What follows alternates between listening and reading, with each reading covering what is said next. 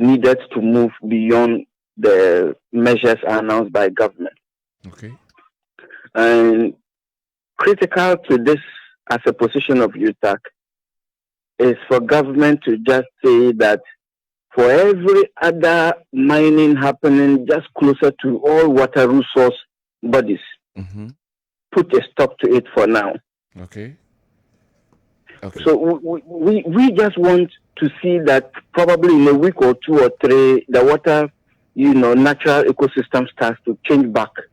And then whilst at it, government can now do a proper, temporary and, long-term measures towards having a solution to that. Because we acknowledge the livelihood support of this particular galamsey we're talking about in our various communities. Most of our youth, some of them are involved in it. Okay. And so once we acknowledge the local involvement of it and how it is supporting families, we should actually look at it in such a way that whilst we offer the temporary ban, then a livelihood alternative options and many other interventions are now rolled out. Okay. But if it is that we are just going to say, we are going to repeal the LI on Tuesday, and the military are going to, it's been the same practice. The military and all those other Operation Vanguard and others, they've been on the field, and we've really not been seeing much impact of the surveillance. So granted, the repeal of this particular LI 2462 is good. However, haven't we already issued enough of mining license? We have. Yes. How then do we manage those already in the field? That is what we are talking about. It's good to revoke it, which we're hoping that by Tuesday, government will do as promised. We want to actually see the military and other security set up in the field, which is very good. But is that enough? Okay. Can't we just do specifically to those closer to our river bodies that, for now, put a stop while government roll out some measures that can safeguard your welfare, your livelihood, and the security of the nation? That is what we are pushing towards. Okay, so that is why you are not satisfied because of sanity. Absolutely. More practical. Exactly. Yes, the usual things Thank you. And even if tomorrow or today, government says that we there's a temporary ban. In the next hour, you will see another statement calling our members to resume work tomorrow. This we are not. We just want to address this technical issue, and we know government has the power. We want to also do it in such a way that it will not have a direct impact on community members, because we don't really want our brothers and sisters in the mining communities to suffer against their livelihood, and at the same time suffer for the consequences of the health and lack of potable water to drink. That is where I was coming to. Now, looking at the situation, the legal implications, and what you have just discussed, how are we going to go about this so that people will not take the government to tax for possibly doing something that they illegally have acquired, but government is using its powers to stop them from doing? So, of course, there is the same government that really has provided them the license. And the license came with some preconditions. For instance, a buffer to every other water resource. Yes. For instance, leaching mercury into any nearby water resource. And many other conditionalities are captured in the license. Okay. Now, is that what is being done? The heavy metal deposit or remnants in these water bodies across the country that we are experiencing as researchers, is that what is appropriate, standard, a protocol? The amount of alum or chlorine in water resources that is really being treated by Ghana Water as compared to the World Health Standard. Should we be drinking water with such heavy amount of chlorine in our water? I'm talking about those who are doing it the way they are expected to do it. Wouldn't they take the government on for blanketly saying that we are just suspending everything mining? Thank you. No, so that is where we actually were looking for the temporary. It is not out of place for government to say, all of you pause for a week or two. Okay. Then we do an audit. And then those who really are culpable, your licenses are revoked and completely no one again will, such characters or individuals will not have access to any license again. Okay. Of course, there are so many people who really are doing the rightful things. Exactly. It is not every other small-scale miner who is, doing the illegalities as contaminating our waters. Not at all. So why don't we now come with this moratorium that allows for an audit? And then, typical sanctions are meted out to these other people. And then our water bodies will start to get life again. And then we ourselves, because for the voltic water, the awake, and all those other things we drink, we think some of them are just from borehole and spring fields. But believe you me, every other thing comes from surface water, which now percolates down to be underground water. That's true. Aquifer don't just exist there for existing sake. There is that confluence of surface water movement and underground water movement that makes up the water table beneath. And those of us drinking from surface water, we are doomed. Those of us again drinking from the underground water too, the same thing, because there is that percolation and leaching of these heavy metals. Okay. So technically there is a challenge. How do we solve it so that our local community members will not have the impact directly? Okay. And then government can still function normally without any problem. So you have one view that government should temporarily ban all mining activities. Then we find a solution to the whole problem. Otherwise, whatever government is doing will not help solve the situation. Absolutely. All right. So, Doctor, how long are you going to be on strike? We are hoping that government this week will do further announcements and engagement on these, okay. and that can help quick enough for us. Even if it's 24 hours, even if it's 12 hours, a month, a week, we are looking up to government to see the further measures they can come up with to support this cause. Okay. In fact, we have made a resolve that before UTAC will go back to the classroom, we should have seen the water structure and ecosystem changing gradually. Okay. And we should have seen in the fields that indeed the mining activities have started dropping. Okay. That way we know we would have fought for something for the country. Okay. Now let me ask your candid opinion. Moving forward, we're all seeking solutions to this problem.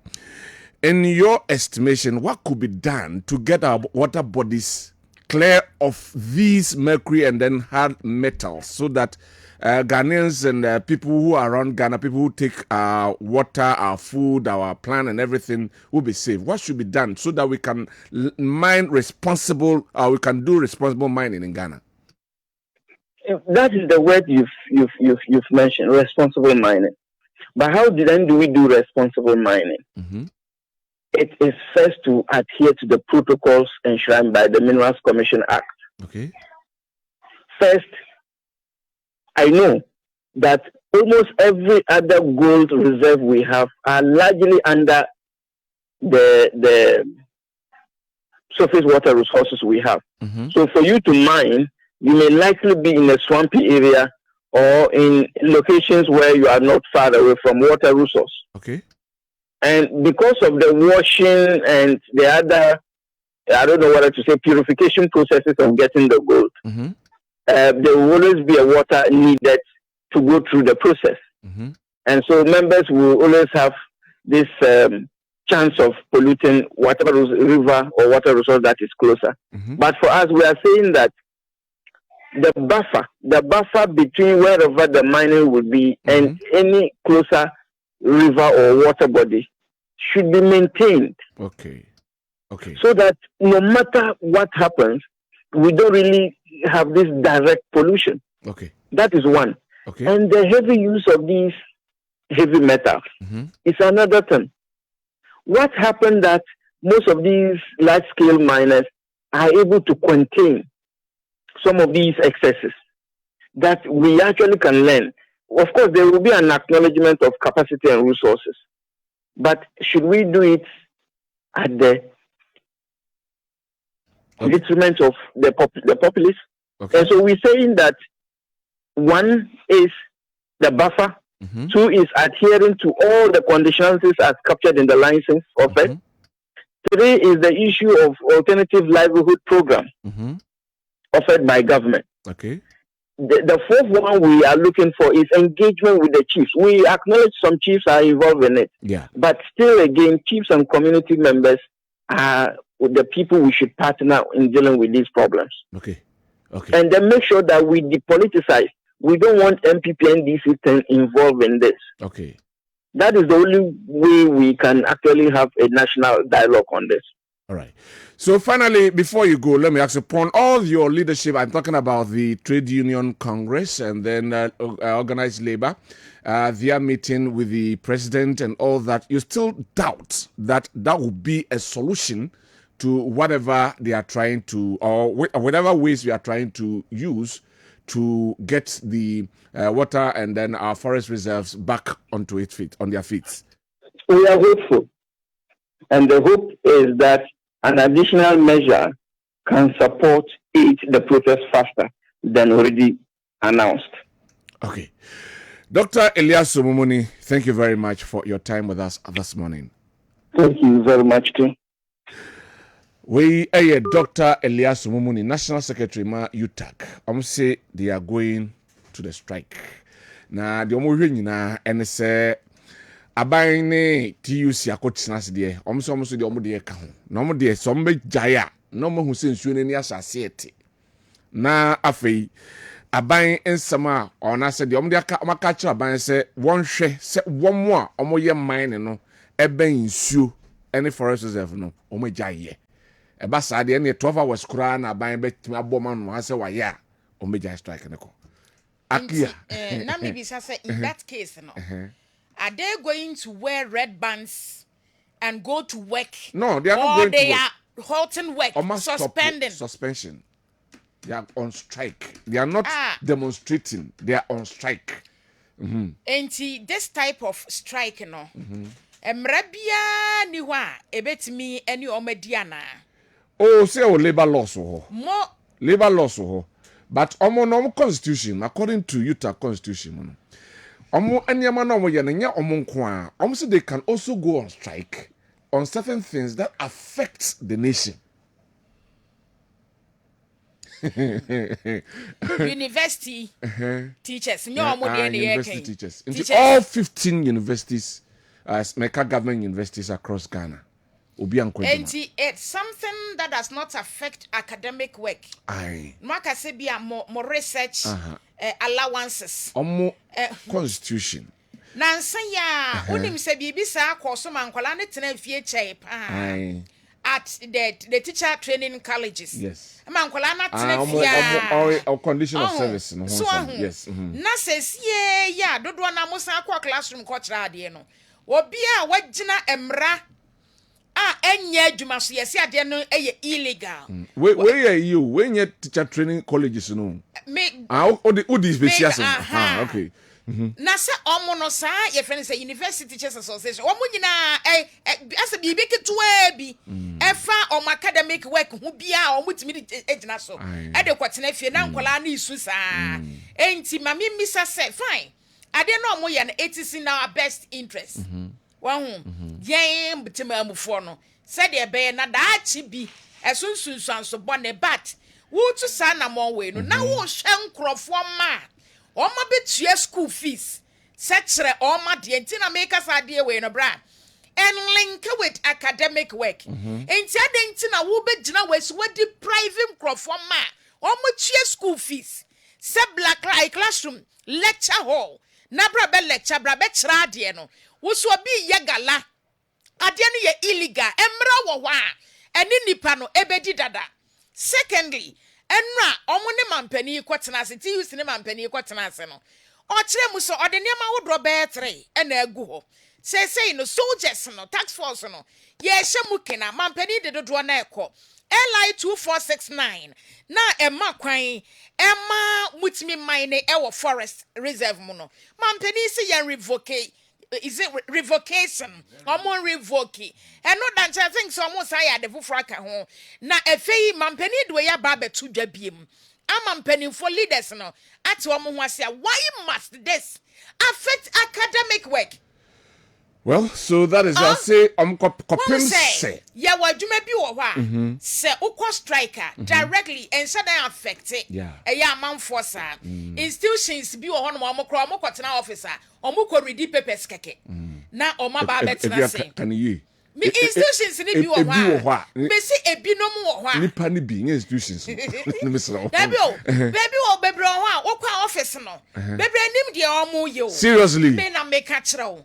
No mo kwotena ho ye dey. Ai. Wakwa sa omo tables bi na computer nsisi so no. Ekwa adwuma we dey show nsa. Koye mame. Metima ye pa dia bra. Koye mame. Metima ye. Ai koye mame. Oh, enti ye won krofo bi no mo ho a. So omo no ka so omo ko striker. And no ense da nye hu bia asa. Wow, but ye ka education, ye ka health. Sa two institutions we there. Ade we ni kwase ntina health for no. Ghana Medical Association ne midwives, registered midwives and nurses. Edi krata ba e say ye ta machi won pai bom. Ye kra nso ta machi. Na mom ade we no does not affect us say. Enti ye be gya ye niam agu ho. Amanipa na ye bo omo ho ban no. Ye san be ku omo in the various hospitals. Now we efam ho ba. E was said to your friend is saying parents and the government must take them on. Because man penye se bia mo kan ye kra no. O se onya hwe. Oni ti use for share no mo the measures. Egu kan wo se ye de chenchena. Na me ya wo fe mama be tue ska dia ma se kire me ba de sky mu oduru hostel fee any books no ade wo so bi galanti obi aso wa jaya wo nko ade obekọ me ba no metena fie wa ho ai na metena fie no ye de over Geodi my information me fa a Tesla net line assistant ye maye man fa tudwa 0537 your text message line WhatsApp message 0537 333 933 0537 333 933 how the message for her no ne sabeka na de no over na obiso the way about do the can we na menhwe we so for immediate release reconsider strike action as they will not resolve the galamsey. Political parties Holders of office we holding offices in respective political parties in Ashanti region. I belated. Also, they are no me press conference Nra, yes. See, omuwie na nke be story na organized by Babon. Decided it has been achieved. You catch you talk for. How can we change you talk for? Okay. Organized labor. And the buy say, yenso ne yensase say. Ubia nsuo.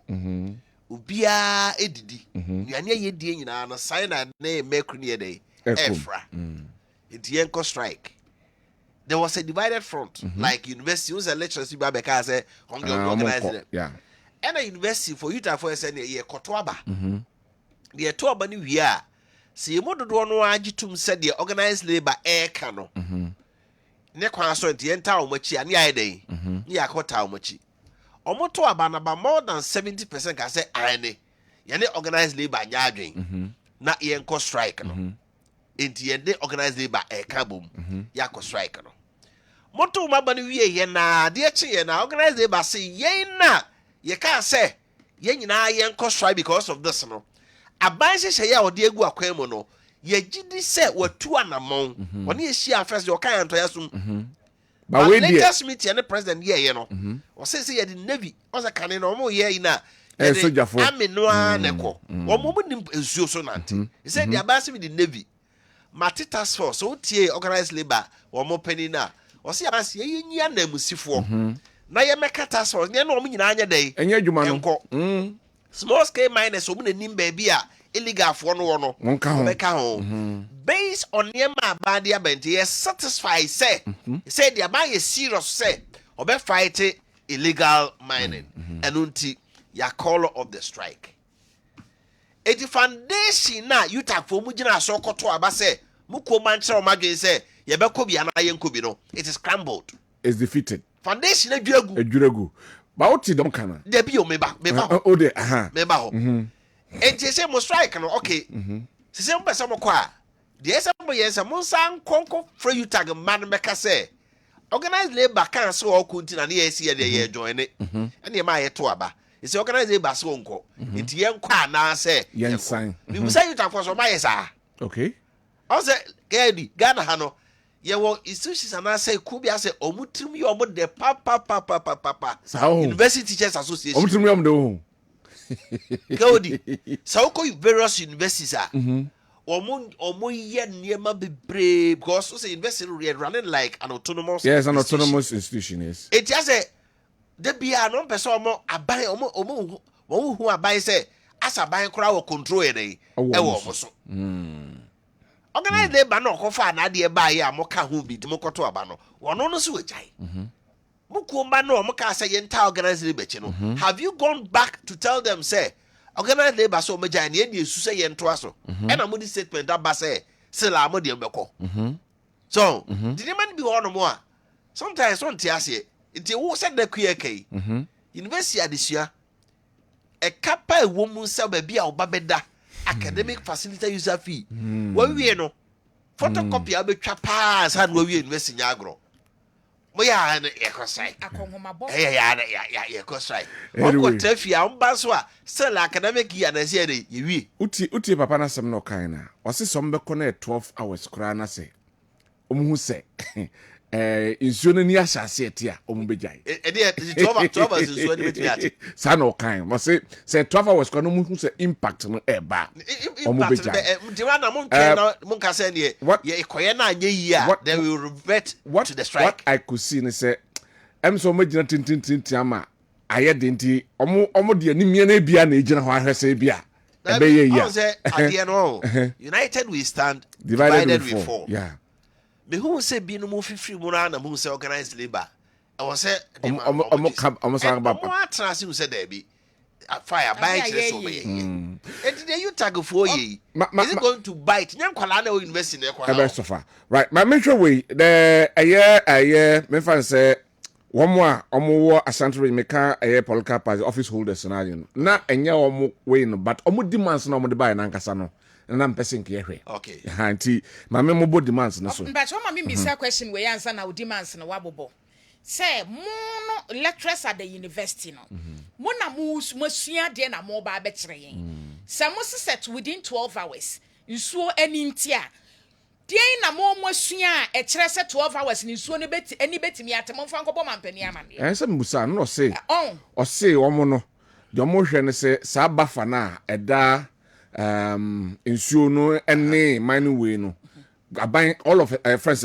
who's why sa kra abanye dem say abanye on season mo bia ankoye adwuma okay it is outlawed already of course it's idea here on lawful no on say ntimi nkoye law bia bi that's right and what thing yes soldiers nya dey enko ready for nko no mo ko boa say within the banks of the river na obi ani kwaye so tumi come mine no go protecting the water bodies and at the banks nti ade na yemra dada nti de yesua brad yesua nyina no mo na mo kire ya me yenya diploma yenya degree yenya masters yenya phd nti kwan ya mo fa so kire ade me ehu ise kwan we niema we ye de kogu nsuo no mai betimi ama nsuo na ni ate within 12 hours no omo famra thank you very much tell the leaders anyway, mo apply mamo let us see me wan so omo rep wo organized labor so titia na sometimes na mente ho ne man nase so mo yes ade na wo fa da your friend is saying labor loss no must take them on anyway labor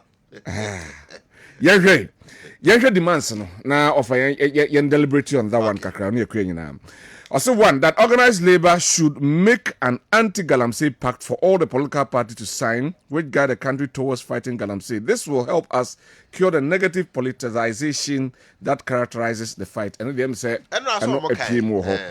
all relevant stakeholders, including residents of the community and their chiefs, to understand the dangers involved in doing Galamsey. 3. All license insurance should be withheld. Those who have abused their licenses should also be revoked. 4. Government should dispatch military to all affected Galamsey areas to stop further illegal mining.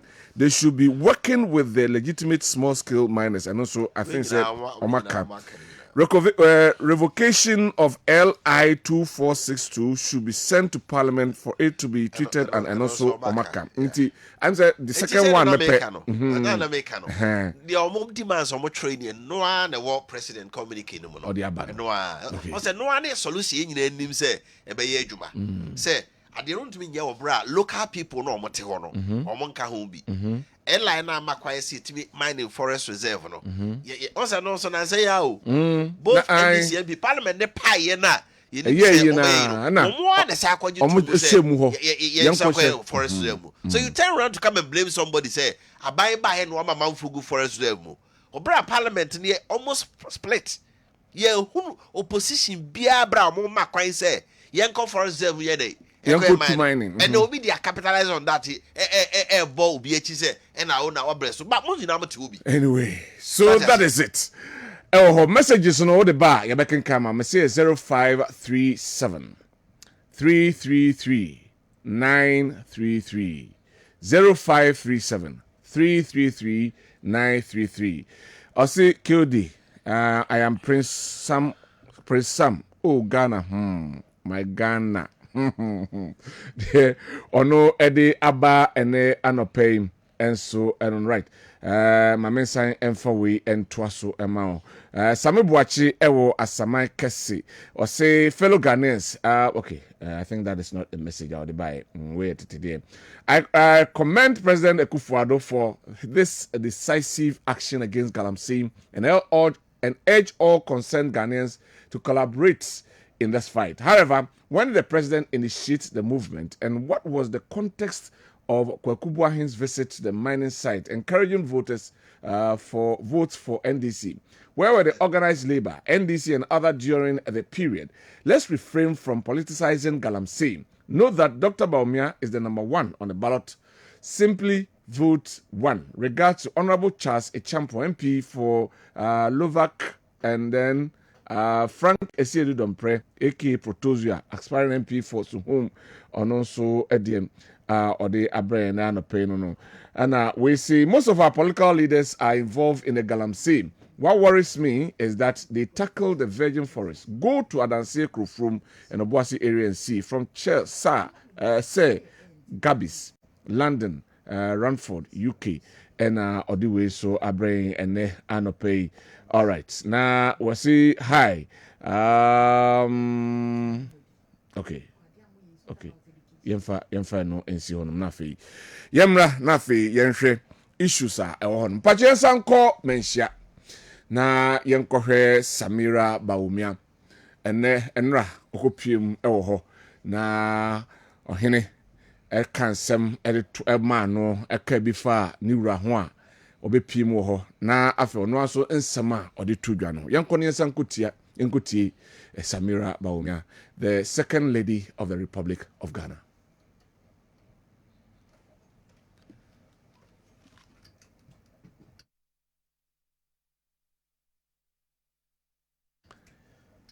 Into Europe, say no who ye ha, me name penny for MPP or Snoko Kroko Amanyoko, and penny for. Omwaba mechi doma yedi abepie ha enyebone ansa mesha asie no yenda yerase se waji efefefe wabodwa kese edi agie yeda nase etosu bio se ni ono enim no ne ba ni bibia excellency Alhaji Dr. Mahmoud Bawumia a ono ankasa tete no odi efutupa edi ahye no ntim wachere na ekwan pa nimdie eni nyansa no nyamencha de MPP ekoyi ne obetu franka edi amom no omuno muyi ne se ombeye omampanyin emfa magana na kwanchira era edi amane ntino ono so esi nebo se oba bepeja Ghana Sempempen so aye papa Dankwah Kufuado president ɛde Ghana abedru no ɔno so ebesom na wepagye mo ma Ghana afa ne ntoma pɛfra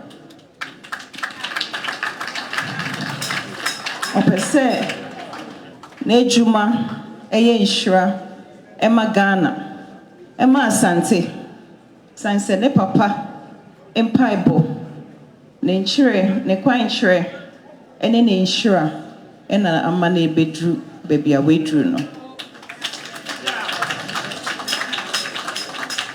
nhyehyɛ bebree na ɔse ɔde ba ɔbɛboa mmaa yɛma asante man deɛ ɛma ɛdi anim paa na Alhaji Baomia so nim sɛ ɛma gyina mu a ɛna ɔman no ɛbɛkɔ nkan nti ɔde nhyehyɛ aba ɔbɛyɛ fund ama mmaa ɔsan so bɛyɛ SME bank yɛ a yɛhyɛ dwa yɛkɔ saa bank na yɛnyɛ sika de ahyɛ dwa wowɔ dwa deda wopɛ sɛ wohyɛ mu kena wokɔ saa bank na mmabunu so ɔmo hia adwuma ɛnɛ yɛ papa Ekufo Addo Adaroma ɛne ne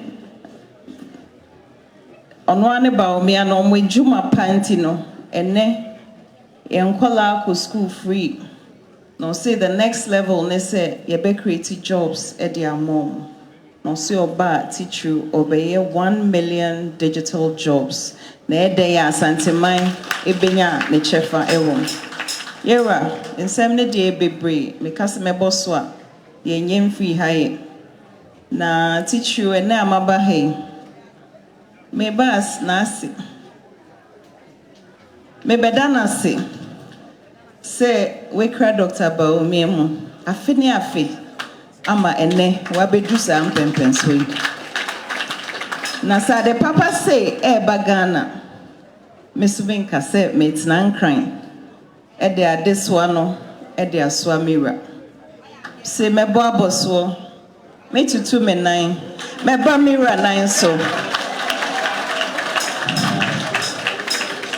na mabɛgye nhyira efi ne hɔ na me de asɛm papa na betu n'anim sɛ ne okra mu ne oso mu ne ɔbɔ ho mpaeɛ no ɛnɛ Nyankopɔn so agye so na akaboso me mienu ne akɔto aba yɛsrɛ nana yɛsrɛ yɛwura asanteman de ɛkyerɛ ɛnyɛ asante kwa na asanteman wo asanteman kyerɛ Ghana ha nyinaa me mabɔ apro baabi a mekɔ bi asante wɔ hɔ menim sɛ yɛwura ohyira yɛ dwumadie ne so a ɔbɔ mpaeɛ ma yɛn a mo konkonya so na ɔbɔ ho mpaeɛ ma yɛn a nkonimdie ɛbɛyɛ yɛ dea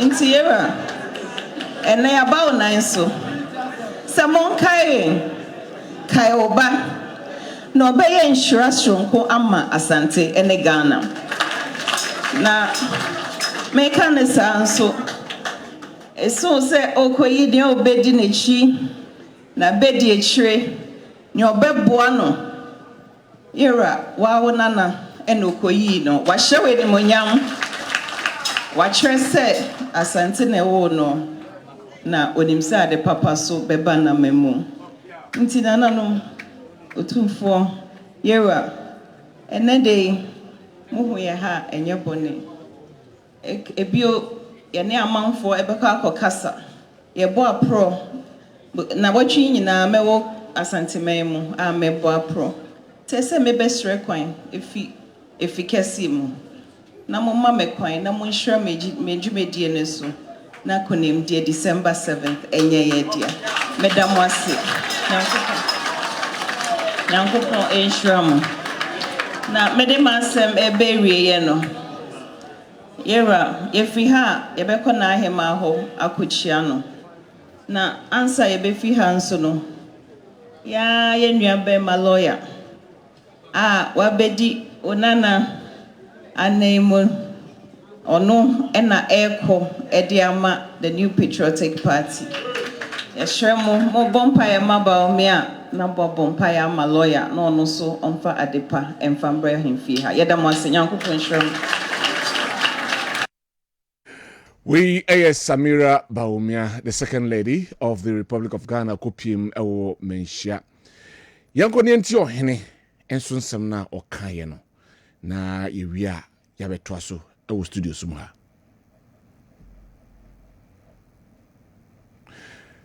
Ohene so ekasai na yebeko nse eyeredia yebeko ne etie otumfo enso nsema ode etudwa efa Alhaji Mahmoud Baumia ho yanko ningo ti ohene nsema kan echeme ababo ma SSS wono na MPP ayi no so me ka chance won fa na ho brase esa na emfanko okọ enso be pim na mente boni bia sa na mahu so wo ye na yire on so Germany wa said you see kasa e kura na wo se achime yo se sabe wa sa o mi asa no du se no se onu ku afọ mi ni asa no ma na mo je ni ha said you see kasa no e chire se wo si wo pa wo na asa no na ni pa ya me kasa nyame ne si hene Nensemo obey a wo cheche mu nyina wo to aso cheche magana fo ntie then say onu an yire be ma bia wo fie no aso badwu a just oyire papa na wa ponto a dentum ese onu aso be bodawro ata ni kurachi wo se me da na se papa me share ni kru me share wono so so tu bo se wo shawo kru e be wo shawo so say you pay so so no so be obomodi an wo cheche de ni kru be nipa ni tia eduru ho a be hunu de omo abaye yen mo na de nan mo de ese mo akoka na se ye de emba mo bi so ese eno kra nya ka na enye ni chibua eno na de timu Ose noa de to ko ha. Nti osumishia no kusa. Eyi ni kru aba ha ade ne ho abekire me. Ababo ma wa SSS wono na MPP ayi no so. We ohene ensema de tudwa ewo menhia na Yakobo bi ama monso matie eno. Na ohwe ya kyereme na no otwen abapa ho sima nsia yeguso a yade mache ebrel ewo Kessben 93.3 so social media handles nyina no ehoso life a yade ebrel ewo hanum to abonu guso ekoso se de less than 2 months na chese yeko na yakoto something na yakoto aba oko US there aka less than a month na ovambwa less than a month November 5 less than a month. Yeah. Na 10 for the day. Be 25 days. Yes. Yeah. Na say almost koto. Yeah. Ghana so a year 55 days. Yeah. Near so koto. Yeah. Anyway. Akia. Bra. Yen hwen samana koso menhia kakra na afi. Yemra. Ohina kasem bi. We de menteda. Say Ose yese wo no okra enya ka na enya nichibua na say what that so minim seke odi me no ya kakra mi shawa mani to de minim say ye de ya asem ka wow kranyaka nichibua dia ya wo hire ta busa abero ya de o chire bi ya not aka say ta busa abero se mo se ahemfo ye nya but you say no kranyaka ye de ya say ahemfo ye de kakra bi die kakra be fa ye ho sanity ti se maami ba ya wo se obepem ne nsam nsrei eye den ya se ne ho abefrem nsira no de o de be ma won se pani bia kasa wie na ato mamea eya na me se pani kasa wie a na asemasa especially aye wura ena kasa yi de bra minihwe oha good oso de besi wana baby ameka kakra bi asemu a tumfo kan no o se mon kyerɛkyerɛ nsem no mu o se obi akɔ asemu o ka kyerɛ no kyerɛkyerɛ mo nsem o ka na no alanko was it what you know great transformational plan Munchire semu mama frontiers ye. Tell the okay, so what babos wabe, who tell creation much mu amount for atini. Bema benya sumdua. E yo ire pa on the day. E tifi. Abwa. That's the man no was when you sun Yes, you be hadwe. Papa. There you na say was when you sun di panso e. Mona mo de asundwe ni ba. Enya no credit. Mona mo de ba. We said be debate we be da fofo. Anyway, right, my friend to just the Electoral Commission at the roadmap be aba bonting, and I say almost in same year making kan kakra. Na almost say the Electoral Commission Ghana, the General Secretary, National Democratic Congress, National Head Office, Accra. DSA request for party agents for the printing of notice of poll and ballot papers. Yeah. I bring you warm greetings from the Electoral Commission and trust this letter finds you well. This comes to inform you that the Commission will commence printing of notice of poll and ballot papers for the 2024 general elections from Friday, 11th October 2024 at the following printing houses. 1. Name of printing houses, location, and a GPS address. T1. Sec Print Limited, New Achimota, behind former Peace FM. GPS we know GE 362. Okay, what do you mean? Printing house. 2. Arts Commercials. Our Odoko and I say behind Hansonic Hotel. 3. Ghana Publishing Company, Accra Central, behind Accra Technical University. 4. Back Press of Anko, formal MVVS Feeding Company. 5. Innolinks Limited, North Industrial Area. 6. Fonstat Limited, South Industrial Area, opposite Japan Motors. 7. Checkpoint Limited, South Industrial Area, adjacent Presby Press. 8. Yasako Company Limited, Latabia Koshi. Ena omoye sa printing na. Political party be an rep eko. The one go ka say we mu atwa papers bia e dey. Omo bo advert bi ohana. Advert ma she dey tie. Say na ballot papers na am so hwe. Ye bo ho ban say ye bo gold ho ban. It we dey wo aba onipa be gina ho. Of course. Na ye wie na ko gina ba bi ko ka say. Ena say ni. Mu papers bi o ba bi ana I expose you. Sanity. So that I say, they gave me tea without a biscuit. Anyway, the communications director, Emma, the New Patriotic Party, Yinra Paul Yando. I've also been my crab. Oh, so.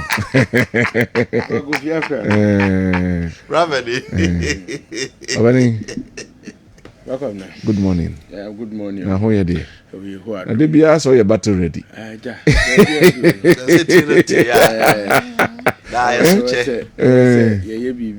No say. Couldn't do by party media. Okay. If you say, wow, when you try Santimemo, then you see it here. And ne Yaquine. What I say, ye can't be baby. Okay. We are told so I'm a free air bar. Dualization. A copim contasi. Okay. A yet twaso. Ako ufa sufula here. A co sa Santasi. What I say? Qua kusi anyan kwantane koto boase ko from Kokobin specifically from Kokobin to Anyan Quantano. A bay 5 lanes. And yet dual. We no kwamba say hexagon na say hexagon hexagon credit sir hexagon is 7 okay the 5 near 5 hectare but the money from me what you say deka 10 deka okay what you say that's I say ansana ukuasi to sawo de exactly anyema ekoso no anohye okay what you say o say ahwe ya quantum point so from Kumasi and I said from Kumasi to Accra you say yi bypass what you say I just say oh konkran ya so easy okay what you say na wan kasa udru enkran hosusu na wo ba Kumasi a wo hwe kwan a yes aba wo hwe a wo si yes enkofo wi ene wo se yedi amamu no ehye wo mo sa me de bia meka me say sa Pokuase interchange no Ashanti region tin ye okay o ja say because na sa Pokuase won udru ho a traffic obedi super san wa cross John Teho no aba bedru dobro ni ofanko na wa twemu akọ enu nti meka ne say e wo se ye boa na ye adwumade na aban itimi etoaso yo we you rapport yando na ye no bedi nkomo ma ye hya share from ye Samira ho na ye nhwe wa be pie man mu ha me kan man mu ya ka santeman mu na ye kan saying na ni itinerary no etie ena hefa no wakokoko ena response na sen ena akoye yo back up na meda si papa na nkoma odi share mintino mentime anchia penifo okay na peni ba ko a mebo modin na machia no pa the regional minister okay ura Simon Semensa back up na obedi adanse pa se papa ibe ye regional minister nipa ye bia yenka oti ase na Asante achim mu radio isu da bia fulani fo hankofo ho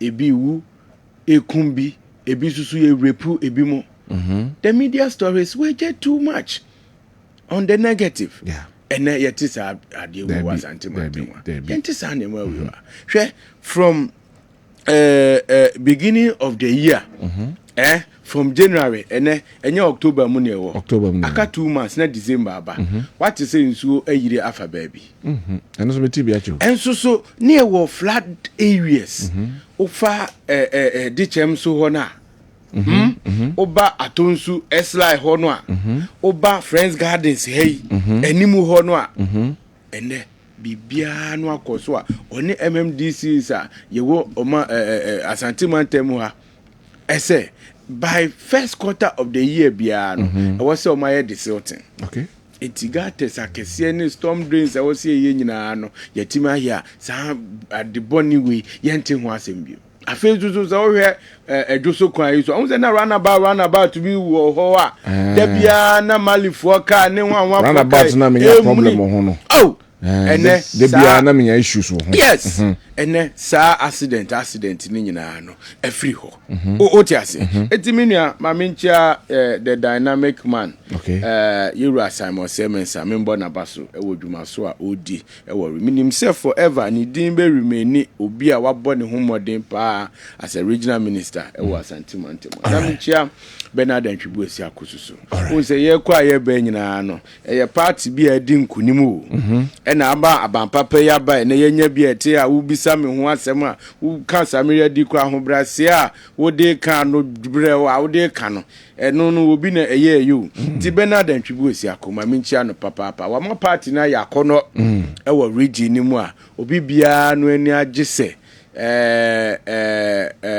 ne party ye MPP no wo se no kwamba bebusa no nsem na yes me tin nsem mi wo no ho se ase bebi obedu bia no se sisi wa ye sifu so ye sofu yakono ni bia yakono ni bia what you say ene ma pa oye no what you say bia so bo asu ba party no me say ebi ene ekoso wo Kessben hey ofa Kofi Apia Kessben konanim no wasi wa baba ka busia no sana de ne te okay eti edwuma no pagyan sakraye ba mu ni ade no na afoforo mu wo baabi nu ze yamra meka ho particular point in time no me de me ho bo Kessben ebetima aboa ma hyehyɛ pa etima akoso eti no mamem ko Samira asem a ode enam no so dedi kan meka ne se obi bia no a ope omampani adi wo man mu no ne ho kani anase obi bia no a oboa no kwansoro nkoso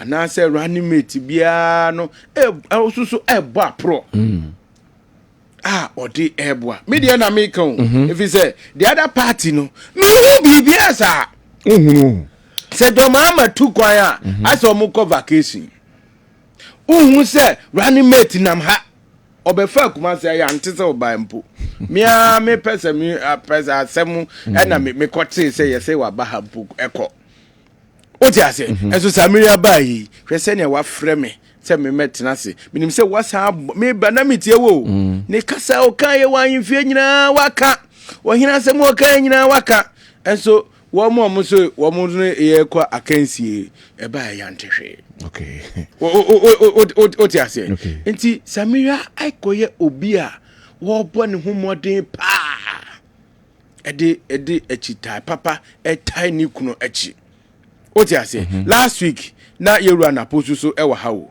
a ono so enemu a ono so ebo ntoa ehia hemfo ehia party fo ehia obibia e wo se ehia no na yeto aba no ema Dr. Alhaji Mahmoud Bawumia enti ye maame Samira Abdul Ashanti region na wa so nim se wontimi maha abra wonko ohene na so da wonko sre kwan na wonko sre nananom paibo ene wo mu enhira ansa na watu anamon ti ndra no okopie mu ewo ho na che se de ye nyina oboma yeti bie no ahobrasie mu hwe nana asem o kae no eya mu mientie ne ye o wo se kasa oba no kae no ama debi wanka ze ni hu adwi no wo se awose egu no Kwabena se ohene awose begu nana no na che se oba no aka asem Oti ase waka asem o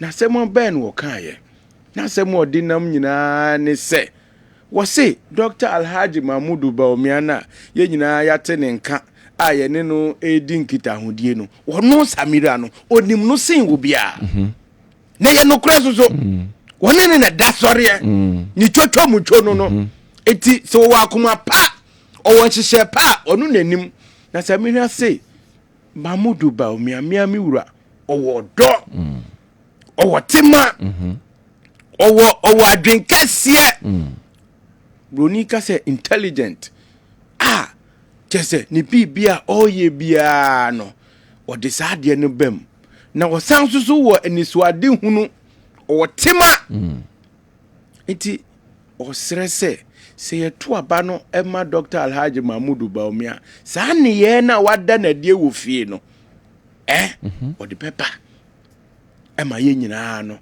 yati so aba enti o srese yento aba ema no na indeed papa ya kire so ampa unim se leprosarium omo a sebi akwatafo ne papa na ye omo petro the birthday no hono kodi no last year so ni birthday no so oba Kumase children home foi no bedi and say mobro ni su ye ni su mobro ni how eye ni how na unim se our Bible mu na baby wo no na aye o say kana o say dia obeye mobroni papa no o the family rade sa ehon no na eye me ayo wo the fam ono awurade of abo me o the family scripture no Proverbs of Kofi me do as papa what is nyame atam ne atio e na specifically no na wonu be no na ya na e sa asem no ye me de papa sa exhibition na Dr. Alhaji Mahmoud Bawumia eye no o ye nipa adoye o ye nipa papa o kire do no kire se o de afem awurade eno na me mame the conviction say nyame behwe so sa fem na wo de afem awurade no nyame susu be hye na nimonyam 7th of December ama Ghana for ato aba amano afi na semba ko sa susu e de nam say o si Dr. Alhaji Mahmoud Bawumia ma ai wo Ghana ha e dana koma so eti wo de bibia ye women's fund ye nyina so anim se wo boa oba wa boa ekro ene wo man ni nyina eti ema wo mu didwa ema wo mu ye bodua ema wo mu kokwa so ema wo mu tidwom ema wo mu wa Ghana ha nyina mi kwa wa kanam se ye na ne mema be den wo se no Alhaji Mahmoud Bawumia opema asem wo ti ase ema dana koma so chese opese obua no o empower wo mu na manya baby papa esie na omotimi dia hwefie atoto fie kama on say yeru asem o san kan ne say o se wunya oba papa ewo fie a ema wunya asomdwe ema wotimi di udwuma eti ema wa Ghana ha nyina no nya asomdwe a Kwabena bibia na no so ho atoye Ubeju, and na ba umia be solve my problem. Into what the anoma because a boa bako, kum and umami no. Okay. What I say? I just say, share my massy tremu koyepe, bibiano, ebekoso, kama, amayen. Eti wakoye no, oko srem paibo, and oko sre se, na no munina no emwa, na nikuna, wababe yi, ni hon achere se, onu na MPP for, no. No was sound so ye, nana, eba. Okay, adebia. Dr. Alhaji Mahmoud Bawumia beye wa himfie no. Kama ne maami wuye na oye ye na obaye no obaye na no osi nana me maami ewu me papa ewu me ni wo bia fami oba ye nana susu so ni mu no se mafawo me ba preko pe no unu se friend ajiman Dr. Alhaji Mahmoud Bawumia ajimayo okay no wo hina susu ena wo tu mi se wo ji obi se ne ba ana se wo ji ne tena santima ya nyina ba bia tie nyina no otumfu adaroma what you say? It's in a ba and obeka ne say on kaino na omwa ema akonya eba beto na ye be yu bi no yenyi Dr. Alhaji Mahmoud Bawumia eti ye free ho no ene ye de ye ni ekire Kwabena East ehwa zongo na sariki zongo fo asofo ewo ho party fo ewo ho timemufo ewo ho menua na the history ewo ho ne say despite enema MPP ye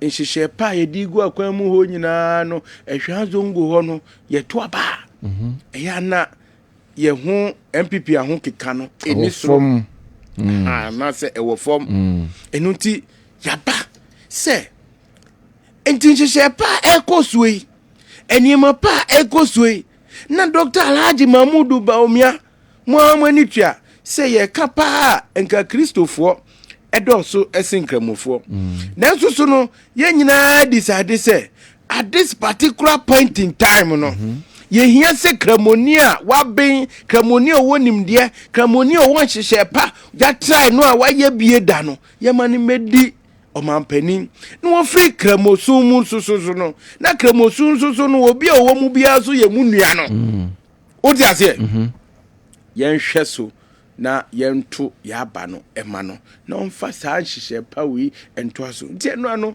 sare kizongo ne wo mom wo nyina no ye maame Hajia Samira ene obia no ekasaye nti se maboma no ba ana se de muhu ho no chese Ose uko baabi ni ebeje ho a wo hwe environment no na nipa no wo kasa se ne wo even friend is physical science yes you can tell okay na Samira uramu no me ana me describe because me describe o mo se me exaggerate okay me ana manisu ade a me hu manisu no Paul sembe no ka we say dia mani ahu ena me di hu adanse nya sa what you say me di a chen dia mani hu ye e wa hwa zongo ho no ena me ka kire wu nti se omu nyina na nya sem kidwo ensu oto no mu jinam sarki zongo ni wo mu ho ni nya ti suo ni mo etie Bawumia kasa na efe a chese e kire se odo ankasa ena omuwo ma party no odo ankasa ena omuwo mamba Bawumia ne Samira a wo mu aya so a wo mu etie omu so eka omasem eka nsem bibre no so etu nanimu a bigidi ye se na omu park bia eda ho wo se yehwe na yeye ni astrotef bia se de abaso ni o enti no omu so de ato animu ya penifo ebehwe na ya amamu ene nyame ama adepa achiye de ye de ani kire bosomtwe the dynamic educational minister udi adansi what you say you can education pa emprempre am no ka say ya professor be bidawo what you say a whole professor media me say enka academia no wo kɔ na wo pem no na wo nyam hu nimdeɛ pa no a wobetimi dia ye wadwuma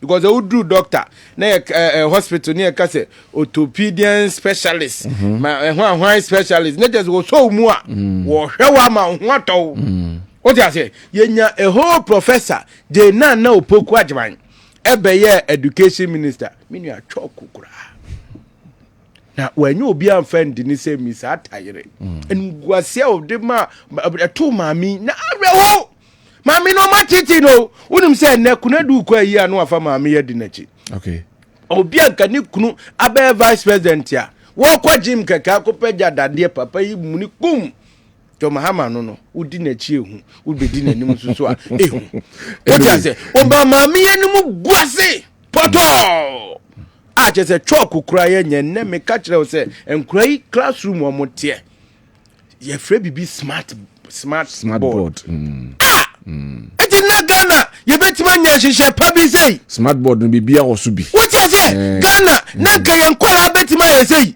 ena Ghana ni akwala atimi ko US ekoye robotics competition ema Ghana for edi first na no de ya se afia kobi girls enkwala na ye emotion se motion detector a che se nkro mu huri wo no e be chew Ghana ni akwala betima ye sei ni nyina ye o se ye wadutwum okay motion je say oh yeah tem say na chew o huri no wo na say obi aba na send message quick na say obi fast send message to watchman no phone so say obi ahuri wo e da say wahuri apia na wa baba besim a che se Ghana ni akwala no ene meka che o say aboa ma ehihye pa atima akọ so nti ye kọ ne mpeso aso na ye ne no akọbọ ntoa na nanom ewo ho party fo ewo ho market women ni ade nyina no ye kọ akohia wo mo ewie a ye beba me a medie ma asokwa mama part asokwa Patricia Pejei asokwa Rosalinda asokwa deputy majority leader mami asha asokwa ni monyamu mama part ye da wase what you say ene ye kan ema wo mu wo parliament ya wo mu share party na nmunyama mami ka ho bi deputy majority leader ye kọ ne mpeso aso na ehososo enyuma pa waye wo na asokwa de udim se fitani bi eye ka wi wa hihye bushins ni ade wo pe ba bi enye na watimi a check se bushins no be kuchikuche wo chi asokwa nyina da mama party aye ho nyina wonya ba bi amfansi ebebo ne mo wo ze bushins no kra aye wenti bibia fucho bibia ada na kwa so a boa asokwa mama part ye da wase papa nti ne dwumadie no de ewo ho no miemra ye election 2024 so wodu he de mami musana yenko ho ansam ne yenka mo arehim se mo wini mo arehim Kwabena me ka kire wo se nti unse me ba na me bo chema wontumi abaso menya opportunity edinachi na yakọ no less than 28 constituencies e wa Ashanti region out of the 47 but Samira bai ena ama ya hoti ena omo kono so I think last Wednesday accident bi esia okay enu akwakwa eno so ema eyewe kakra na ukwa na okuhia na nanomu a in fact mami di kanka we answer on say campaign a Bernard Dankwah ako no o say knowing the voter obi a woto aba no yenko ne ho ne ne nkasa okay na ye kwa ye kuhia asa mo yansam peka no o ti ase ye kuhia party for na ye ni wo party for so to aba o ti ase o dim say party for no anko to aba na wontimi nwe ni enti ye hia wo mo na the campaign na hia wo mo sa na wa charge wo mo nyina say ye nyina nko ye adwuma na emmo amanko nim de nye party ni dia na wo hwe ahonkeka omde sorry no omde hia Bernard Dankwah akona they are ready and poised for power okay ye free wa ne abawura na nanom atankonya because wo kokro nim ekro no so ewo wura nti e wo se wo kọ na akọ sere mpaebo na wo sere kwan asa ne watima wuram na wo kohia na nanom ensem a omo beka akere wo a wo mo se nka ya hemfie ha ka edru September October enka nkwala san lai wa ha be school fees every nanano o se nana ba ko de me pese me boni den o se mo aban yi ba eboa ye nananom e ma ye how bi e free ye so omo be sika e de akotu omo school fees ni ade no e ya ade na e ha ye pa o ti ase me dem me see MPs e wo Ghana ha nyina no omo fa sida both MPP and NDC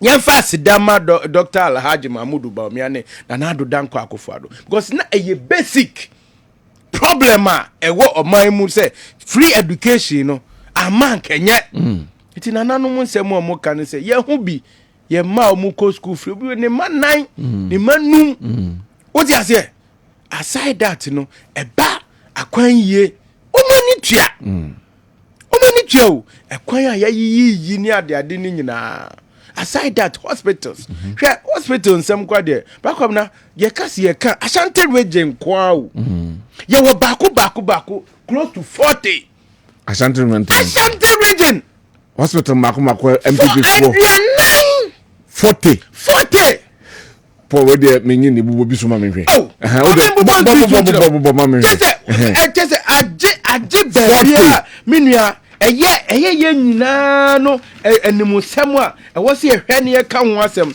hwe agenda 111 ye wo baako 19 ena modi ama Ashanti region menua esem no de wo ka se wo ka agenda 119 what you say 19 baako 19 okotre de ebi wo ho okọ barekese ebi wo ho okọ buaman ebi wo ho okọ de okọ asiwa okọ adujama konsuma nkraso enu adubia manso adubia nyina hini adanse asokwa adanse akrofom Kwabena kwaw asokware mampon bantima wa de adwumaka sekese ensuta kwaman adwura adwoso 40 ansana vamed project so enya drobon so manso nkwanta sabronumu twede so ame enya sam kitwa ne aka ne sa no enti baby bia no a wo sa ayarehwe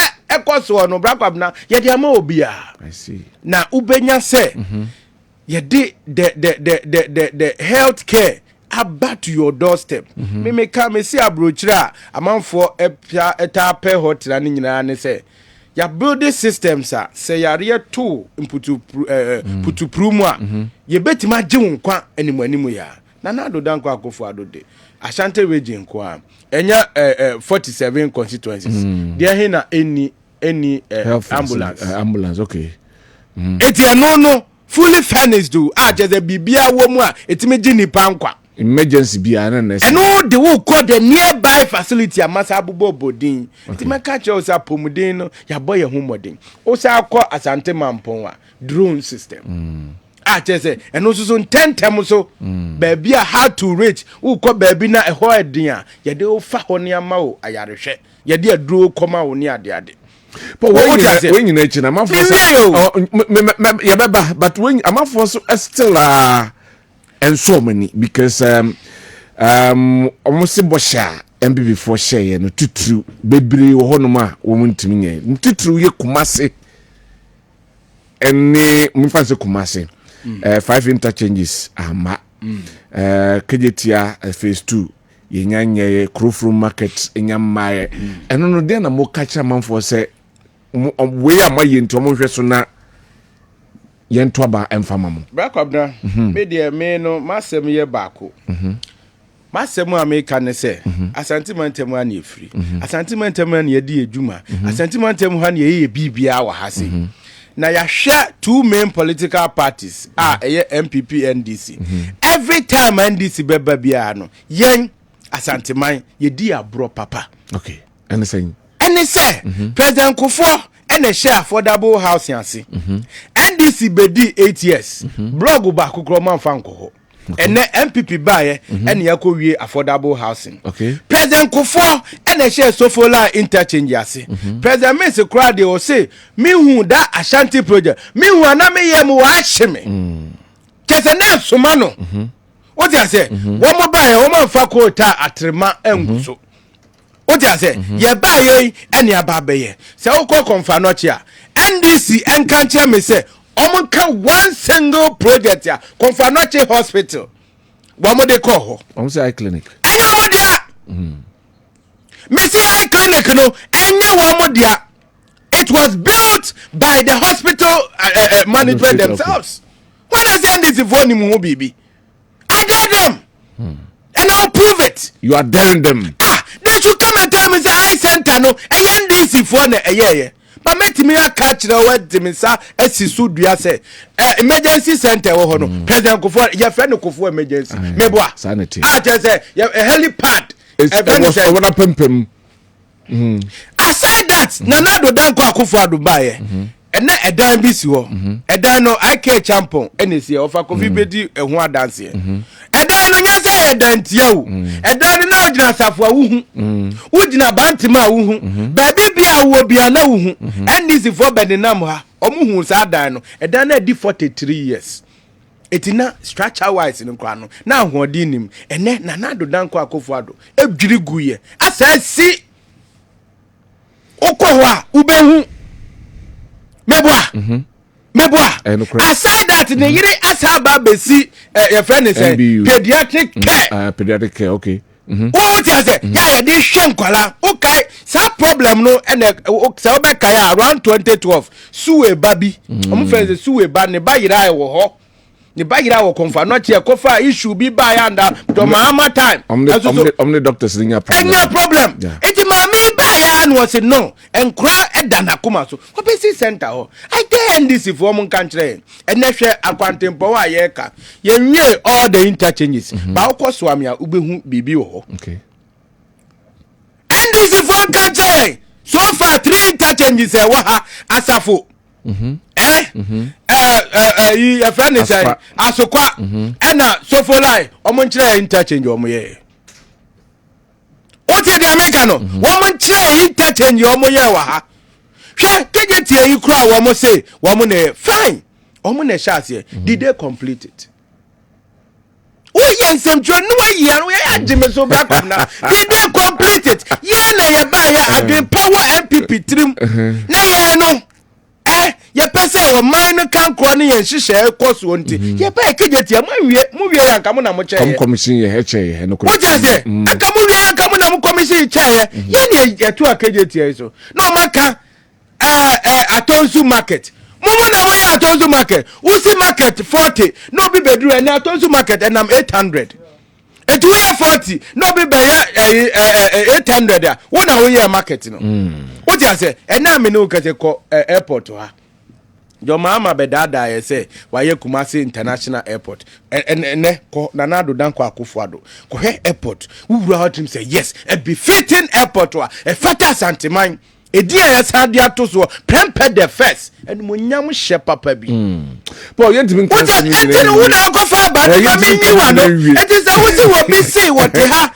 na won to aba ana said ye kan enya ye bi na mabobo so a kire wi the alternative no ene ne san wo mo sa ko fa bibia e fa no capitation e ba sentiment mu ampe na capitation na animal de cro say what ya sokwa na fa Atonsu government hospital na Kumasi South udru Sontres wa untimi ko hospital sokwa student hospital ko untimi ko na untimi ko what ya say na de na ya o capitation kro no say na per patient bia ye tua 2 Ghana cedi Kwabena na bola kro e be fa o ye fi ye tua say na what di nipa pomodin aba tuape na ya de papa ada no fan ko all the regions Upe bibia palotoa ada no palotu roads ada no palotu hospitals na palotu bibia she capitation where ya de bone and na de be sentiment mo me nuanom a ye wo Kumasi a me nuanom a ba bia Kessben afidie yidu ekoto sre ene de semo ene ye pamo chawo se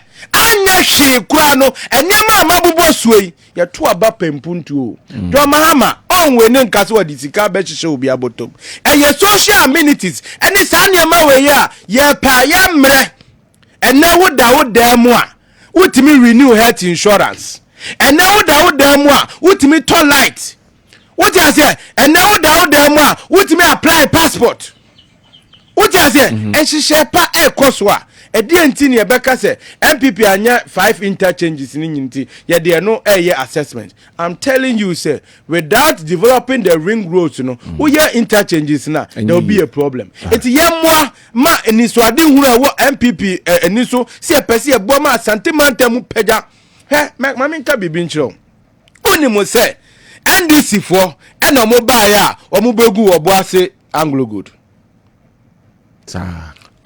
na infie nkomo ya udi ya pebre na tia infie nkomo na semo a okobie 2019 ne say was say ade a ya ma no eye nidie ne friend say areho efri say abaya no tiso a ye John Mahama ban Anglo Godo na catch and say Anglo Godo good ya say ye turn 1 cedi Omebwa John Mahama si me few mate ye benya da gine di san komo no foforo ho ye bedi no foforo me bre ne nti me ana kofa bai me si etwa so ye saba oh ai do de e be saba na ye di na mnim se sa ayi friend say honhom na asra no oh na nam onka sempa no anyway for Medals and no pay. Finally, answer na beko kura no. Dia na beka. Dia mesre sentiment mu hafo ne se. Yembo modia na yento abano. Emma Dr. Alhaji Mahmudu Bawumia. Ene MPC nyina da. This time around no, I'm happy to tell you say Drobonso is coming back to the MP.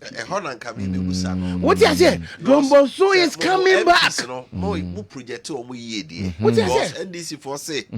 Omo jibiaka ho. Now man promise 1 million vote wa ha. Papa my catch now say ye to aba epe asetena pa ye to aba epe nhihye pa. In fact, say we back Kessben say we be adwuma. Who expect say condition of service it should be better.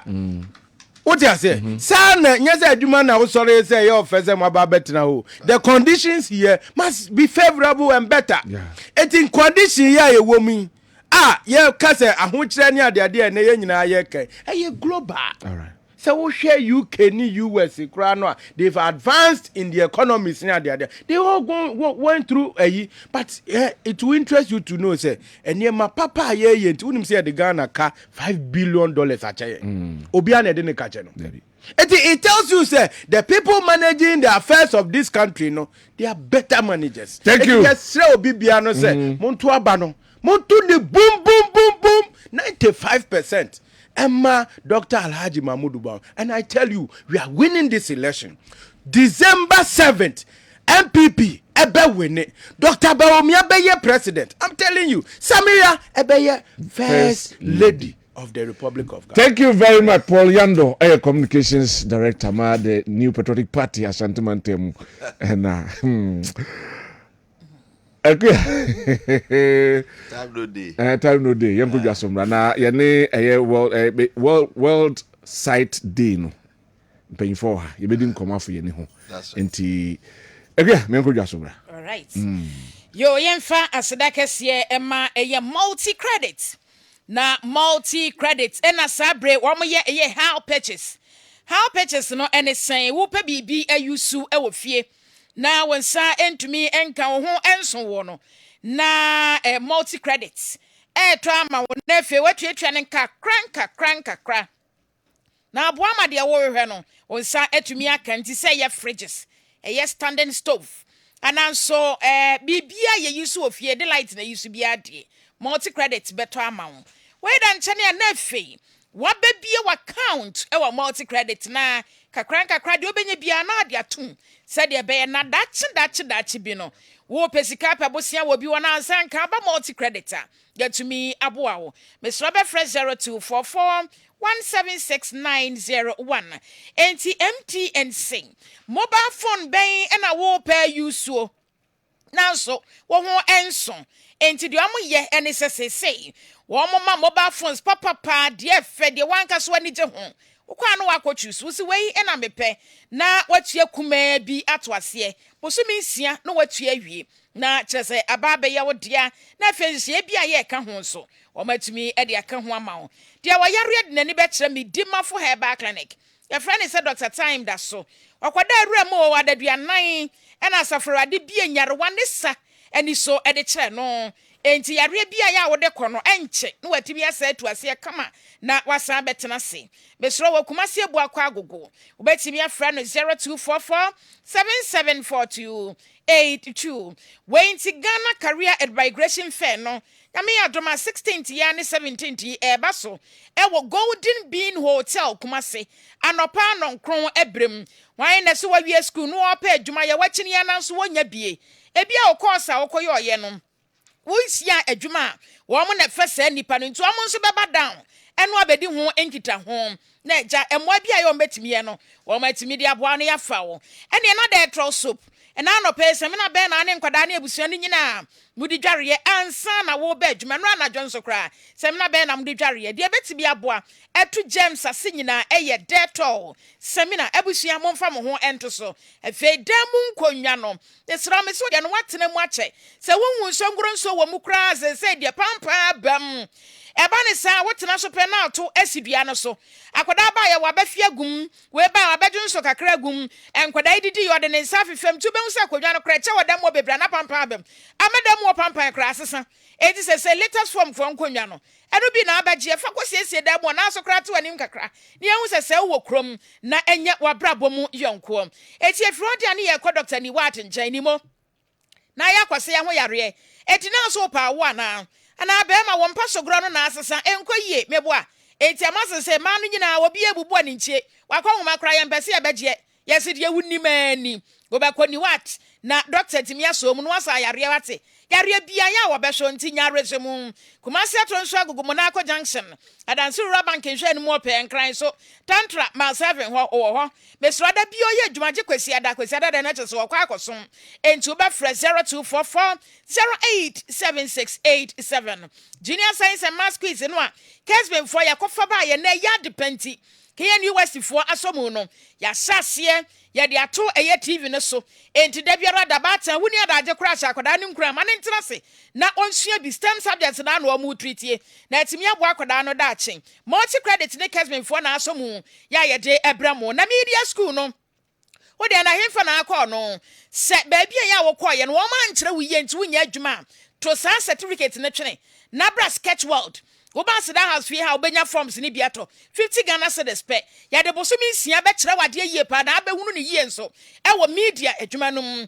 na efe mo a mo ye adwuma weekdays free dwada e kwasi efiada wontumi mabie ne mesro weekends de enso e wo ho kumase adum ha ye e na sketch world wo mo on be mo ye professional kama na nso number wo be fa na kire wa bisam asem e 0249 414039 MTN eda so ebo amanfo wa wadwuma fe na afifiri sen wa fe na ehase eni adwuma ne ba bia nyini akodro bia no MTN fo se ebeso mu kwa be no amofa so ne yaso mu eno de wo mo ankasa ho etu be se number yin so no wa frɛ 0244 30 8111 0244 30 8111 ananso wo mpebere kra ya frɛ 100 wo frɛ 100 no ombeje so wo se matisa mu yo wei kwa be na memfa so no ma kyerɛkyerɛm afesi kakra bia ba kwa ye friend say Kwabena rural bank wo mo ba ye no emfie aduanan enie na emfie aduanan no kyerɛ sɛ awoso de Kwabena rural bank fo agibi papa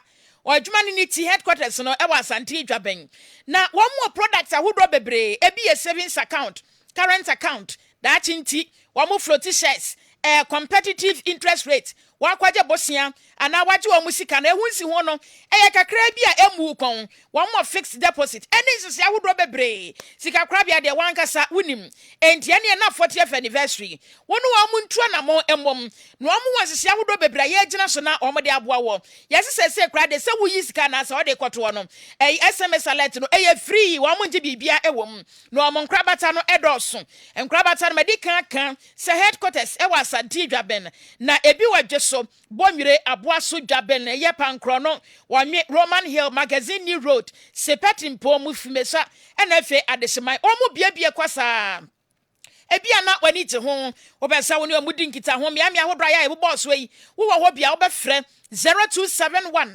409340 0271 409340 ana wo frɛ no no obi amfa frɛ no to na frɛ we 0579 792713 nyuma ko we ophthalmologist and ebedin komo ene eye World Sight Day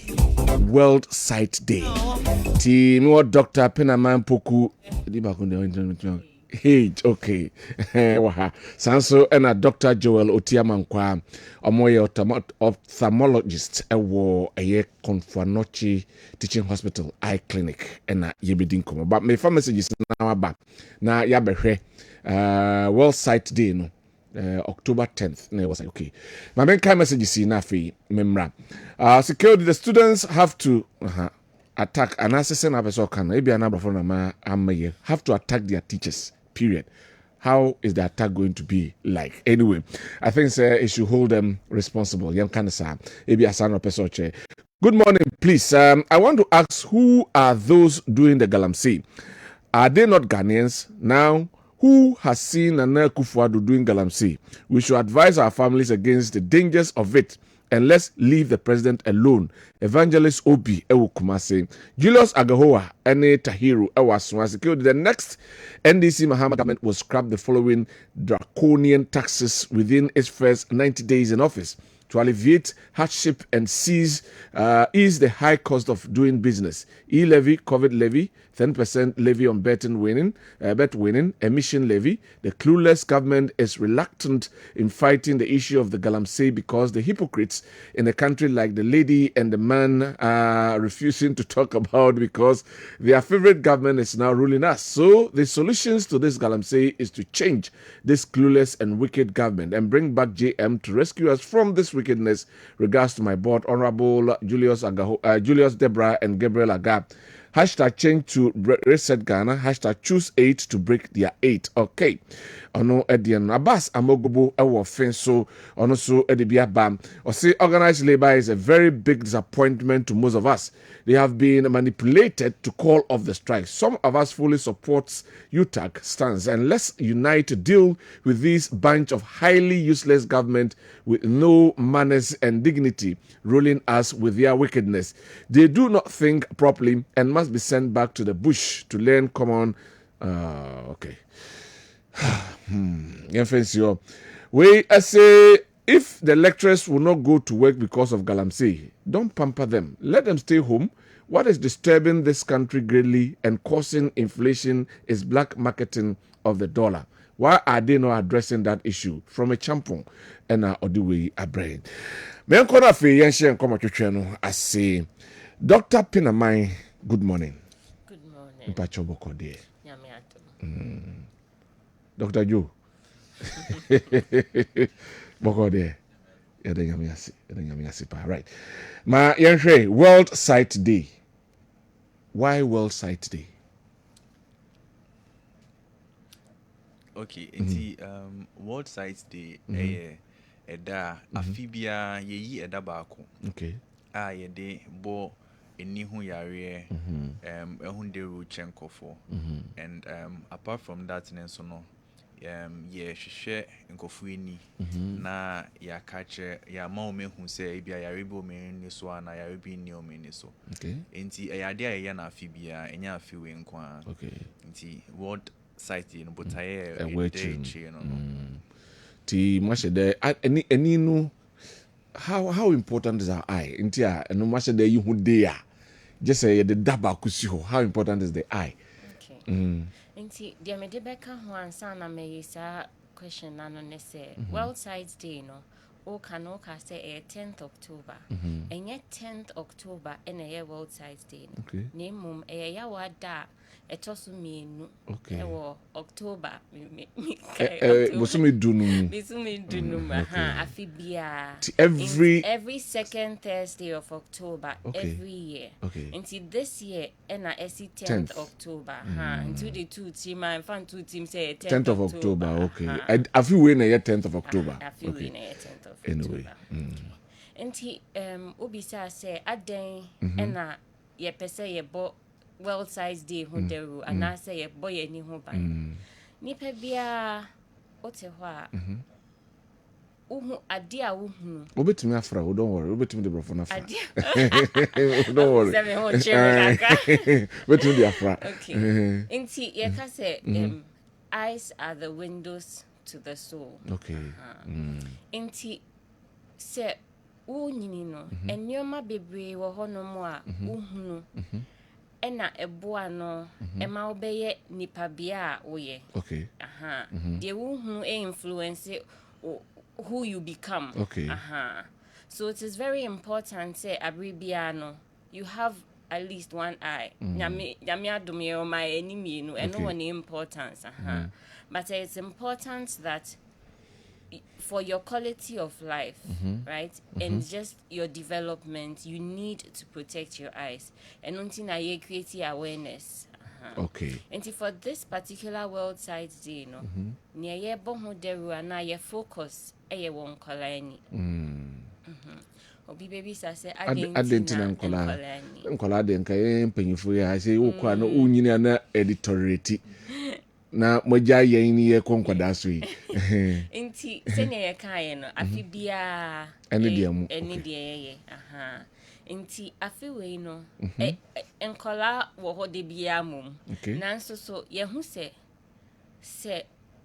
nkola ewo wiase be 2.5 billion ewo wiase afa na nyina emu be 450 million na chese ofa Ghana 2.5 na billion no emu 450 million me cheche mu ba nti chese ofa Ghana infan say 30 million na all the time say be 15 na oko Ghana ko be 15 emu sa no omo wo eni yare a ebetimi akowie se omo nhunade omo ni befra na uye no a emu 90 million ena omo nam kwan so a omo ani no efra se omo ani fra no ahya ase dada nti omo ade hunu no enwie peye se ne obi ade esitie no na ye deba from behind ka se uyi nkola 100 a emu baako 18 ena omo nam kwan so a omo ani no efra wi omo wa ani yare bi a ebe mo omo ani efra na wo se ye sha se ani ebo hu deru because children are the future. What you say Mami busa se eba na sa dentina etisa se statistics you are to eden na mano basa se nkwala no omunya those problems. Okay. And there are a lot of things ebema akola ehunade. Mesha asia cheche mu se ye wo akola to ha ohunade ye. Yawo no. Na ye wo ye to ho no.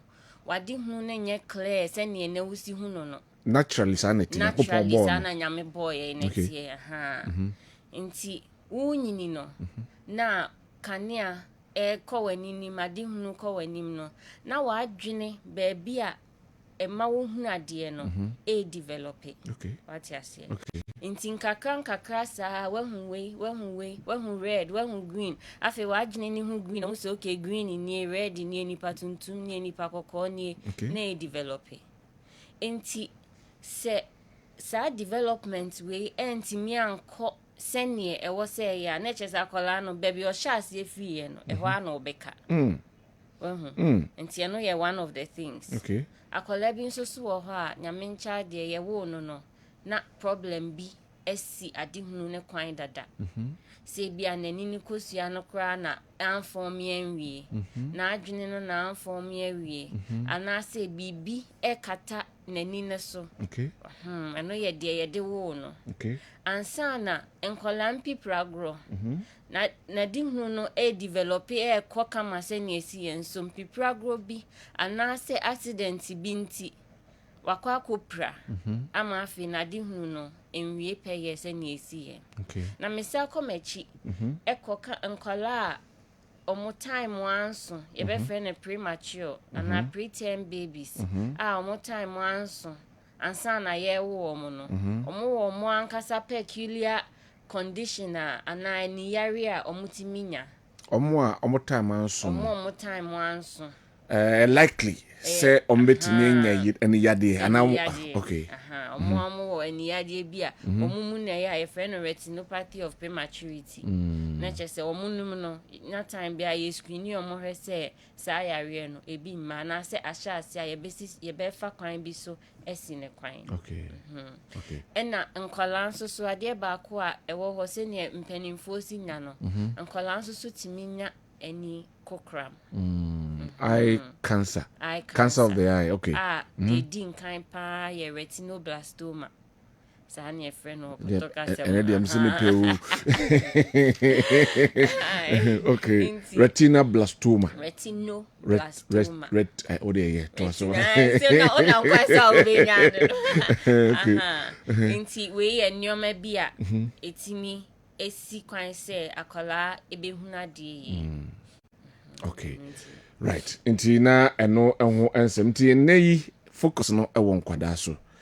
Inti mo hwe se be ya. Inti sisi memfa se obi e wo ba. Na obede hu se ebi akwada no owo eye problem. Den omonya wofo no nye. Okay. Inti me senior colleague ya kaniama bebre ade ba ko so I was say ye hu ne say before member question so to say nkora mo sickle cell so on say we nyina start different nkora bre mu to be sickle cell yes the time anso okay obu also so a usua no I say nene no I to say hwe ni baby kakra so na enem mremu so no nkora no most of the times ye omu use tablets ne nkeka ho omu mpie kwa nkodia agro abonte ni nyina timi affect nkora na di hu no so ho na sometimes opinion neni hu ade no ebia onyini ye no hu se neni hu na ade but me say me we training college kura me kwasra mame na o kan bibi na me de me hu hwe say ya ni wani yoya na menim na sometimes I shall see if in Korea this year you won't Korea so pa it's now be said then na awo for ne be it's na eye screening say hu here no okay so oba kro kesi mu te say Kumasi and akwa Accra say yare ne abobo so no say oba wo bia yɛmfa say what time anso na wo ye ana say wo sickle cell ne ade a wo ye na doctor obehwe no obema waba ophthalmologist ho okay na ye di mfidi ahwehwe weni ne mu ne ye hu say ebia we develop problem bi o weni ne chi ana weni na nkasa no so a na ya start say ye tiano de doctor na ohwe maame ne ba no enam set time na so no na be catch maame ne say enam set time na so nti kwa na enkohwe okay no later across on so a owo sickle cell say doctor na eye kakra oye wonkora na edi mre bi ansa na yetimi attest hu so sickle cell some brain so na say o sickle cell la doctor na betro letter kama ama so na kronkitu anu mu nso so no sisi no nimdi akwechi kakra inter doctor for na wo ho no say akra no wo niam bi say ya on be refer mama o ba yen but some things are mama for no and as papa for no so betimi ehu o ma be hu ama o mode omo banaba hospital na ebi ne de ebi ne say ebia obewo akra na neni baako ase akata kakra yin se de mbie oyini no mbie so ho saade ne betimi esi lights no me colleague penyin ne kasa no say o say lights ko weni ne ade ma development ne nkeka ti light ne man ni develop yi no ana eka hu okay so ho enti se weni yemfa ne se wo ya akra me so na me so meni baako akata sa enti wo so na se weni baako akata esisi nkora bebre so maame na wo se wo de ne ba hospital so ho se na be ya ye betimi bia surgery na be ya na be man time kakra ma light e run it trimi na adwini mu yi ama we hu ade anya sa na e bedu time bi no afi ye man glasses campa enyi yi so ho na sometimes ye free bibi congenital glaucoma maame fo no bu ho obewo no na ne ba ni aye perfume aye akese ne ni kusana ya akese obi wo hu a o si me ba yi ni efe ne nkeka obi ani ye fan kamfo ye hu se obe de ni afiu da bi enye ni nyina ebi ana ya de ebi etimi ya yare mfa ne se ni na ye kese na epu nsuo so so eta twitwa nche na me wie mu ana epu nsuo bebre e wo se hu se problem wo so problem e bia e develop na o de na ba so ntinya mama kumienu bi a wo se mamefoni hono de anything na ya ba ne nkeka ye beka ma o mehu mu dia ama o mu dia ba ti wo hu ni sign bia nye normal bia straight away na de ko ompe how na de ba ko so ne se se obashe space doctor ka se obashe space enye se oba no sikla yenye na efi se obi o space bi ahonya den there bi sometimes I no timi bo akra ni ho ban ma na de hu ni wie peye okay so what I say and it me prevent ade ana make sisi ane say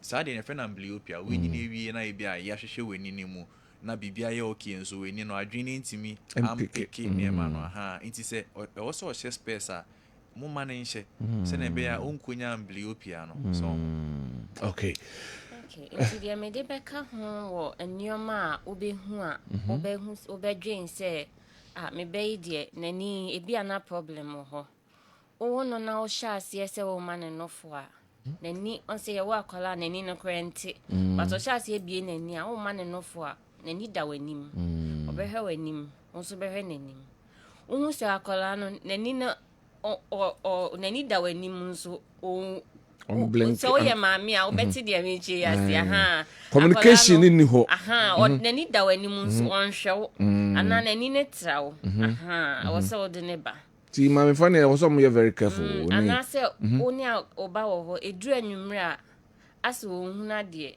o so de ne ba onama aso no de bia no opempema de o so de ne ba o sha ase etena ase a o de ade to nanimu a ontimi mfa na je so ohun ba bi kure da no afa because se wan yen wan fa no ama nyame nso so asa apart from yani no nyame aboyen se so obi ani nhuna de a o kwan a obefa so a o de be navigate the environment nti ankokam nkola no bon se onim se o we da ha nti ne nsa enenam sa nti ebe kakra no no timi kwa bra won tinentene ne nsa nti wadwin mu no hwe no obeka se akola nhuna de nti no nhuna de I see another thing ne se se wo baka chero se okosku no ka chero se mi hunu board no ana me de me pese me share space se wo de ne ba wo de ne ko hospital de bia beje wo kakra bi but eye better say odo ba beko ame ahwe nani no no hu se bibia ni ho chen say odi ne betina fie na afi de me colleague kan ye no odi ne beko na afi ye ho hwe ya na enyi okay right before me twaso ma me musa eya na mpempi no my phone be complaining ena me banani so aye bcbc ase ntiye ebi kura prescribe remedy bi yatete bi se nifusu kura na nasefo no mo education kakra wo ho okay nti de make say enioma yare bebre wo ho no mo a enkola timinya a ube hu ne se ema nani so ntiye ba ko ne se bebi a enisio nam efa akola ni so no ebi ana ne de no emumbie nti de bia se nani so twa nchene o de beko doctor ye bema wajuo nani so twa nchene de bia enso na ye kwan a nti o de ba ophthalmologist ho dia obehunu adekro esimi a kire o de obeye okay ni di ho nso se ne o si ka no se obewo akwala bebi ana nani akese nso de ofie ani kese ni ho nso ba ne de nani akese na asa e blue bi asa dafita bi o betwa ne picture no ye free bibi se cat eye na asa no kwa de nani ne flash no aye fita ni nyina ye yare a wo nani ne so na de meka fa nufuso ye se nufuso ye nyoma bebre but problem na I want nufuso ne no ho se ebia na onofo ano no wan pepa ni ye ebia na da eda no wakodi bibie ni se ko ani so ebia na ekwan a obefa so dia kogu nani ne so ne kra no na kofa problem foforo aba nti ebeye better se obeto na ode na ko hospital akohu doctor na doctor na ka se yesei na wo ho ato na oba no nso so ho ato no yo ene akoye eye World Side Day mu activities to be ambeye ana and your activities are how prepare ebi ne say ye be free eye screening or Confanoche Teaching Hospital, eye center. Okay, free. Nkwalankwa. No, there staff. Confanoche staff. And come up for to Santiago. No, staff. Okay. Into Confanoche staff. Okay. Free eye screening or eye clinical. Okay.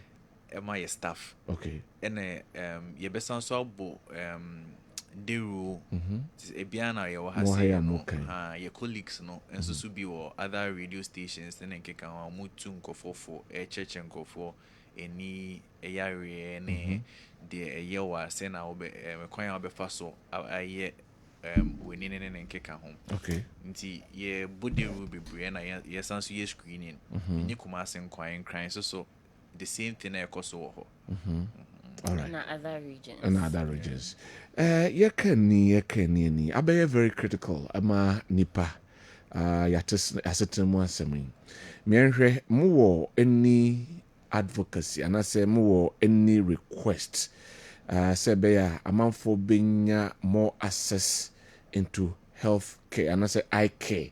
Especially Muslims say your national health insurance and chronic ban for one more bibisa and I say ye ba ye imitris kana ye say dear when you ya oba obetua sika but say be government send here national health insurance for consultation bi no sa na o insurance or eye clinic no consultation bi befa surgeries ni bi wo ho operation no national health insurance at it so but there ye hwehwe ana ye ko ama every aban ho ne say enka space no or the beka national health insurance se ne be yankola no omubenya parents ne dia ho prepare benyas because space ne bi ho ana yenka no kre na ne boede okay no. All right, apart from more any advocacy bi ma mbetimi aye memfa nse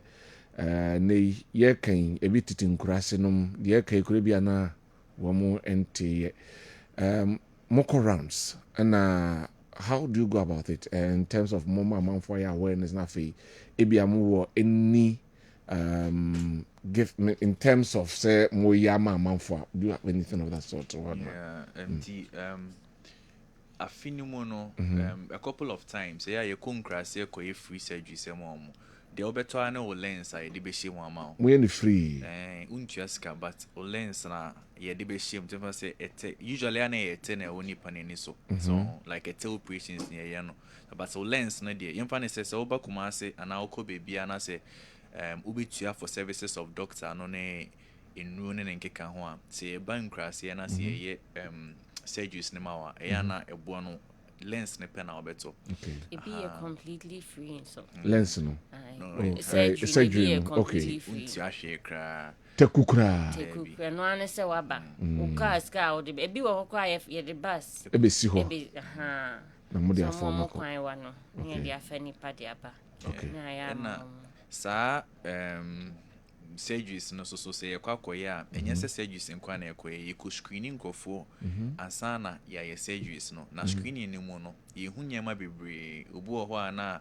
o glaucoma ewo ni so ni pressure na wo so nyema bebre nti ye hu sa na se ewo se ye intervene there and there na ye be intervene se ye hwe na se ye betimi atwen ama ya refer aba kru kesi mu ama ya hwewa ya no so ye be ya ama okay ena me pacho ubisa say your request be by anjana me we anti aka health insurance no dey any say nka ye pese the specs count adeba ko so ayesan say free abai ho a eye eda yakoma so pa ne say anka obebu na emi say nhihye ye koso ama o ma pass bill se ne be ya e bitimi aye corneal transplant anti binya corneal bank wa ha cornell no yeah dimension for that near all change na say and you know you were different parts okay nti se wo hwe obi ani kosua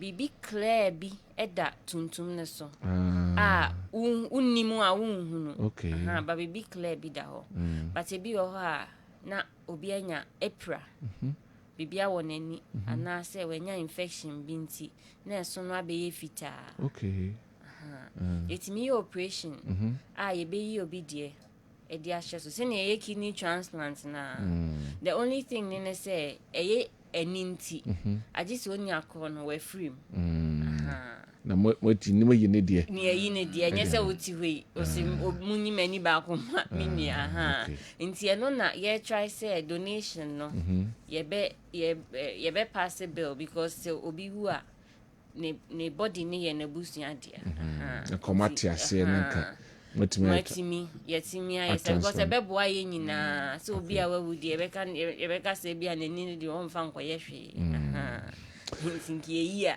maybe ahoma no na etiefo ababu some questions kakra but before that my musa say me bo mani ho ban kwan me na mfa so mo mani ho ban kwan a obesia afa so aba wani ho ban ne sɛ yɛmfa ne sɛ yɛni kan fa wadwuma yi sɛ bia wo hwɛ screen de bia na ya ye wo fie nyina ye hwɛ TV ye hwɛ screen saa ɛwɔ sɛ edumre bia o jai kakra nti ye 2020 rule nti wo hwɛ o kan ade ne 20 minutes a wo beyi wani ato achi for 20 seconds na wa bɔ wani sɛ ne be ya wani no emre nti o kan ade no sɛ wo screen so na wo kan na sɛ bibia wo kan bia no bibia wo kan bia o kan no but se say de your phone ne use ne na akoye yi ti wo hwɛ so a be 20 minutes no way you wani akoto baabi be 20 seconds na wani na